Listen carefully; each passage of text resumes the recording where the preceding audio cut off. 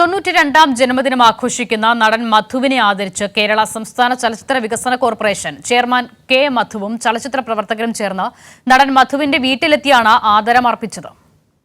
മലയാളികളുടെ എക്കാലത്തെയും പ്രിയപ്പെട്ട നടൻ മധുവിന് ആദരമർപ്പിച്ച് മലയാള ചലച്ചിത്ര ലോകം. കഴിഞ്ഞ കുറേ വർഷങ്ങളായി മധുവിന്റെ വീട്ടിൽ തന്നെയാണ് പിറന്നാളാഘോഷം നടക്കാറുള്ളത്.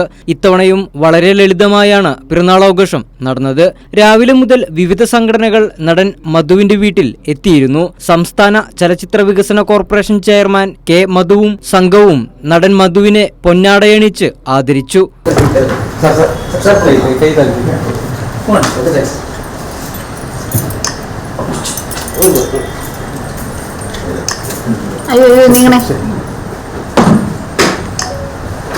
നടൻ മധുവുമായി ദീർഘനാളത്തെ പരിചയമുണ്ടെന്നും മലയാളത്തിന് പകരം വയ്ക്കാനില്ലാത്ത നടനാണ് മധുവെന്നും ചലച്ചിത്ര വികസന കോർപ്പറേഷൻ ചെയർമാൻ കെ മധു പറഞ്ഞു.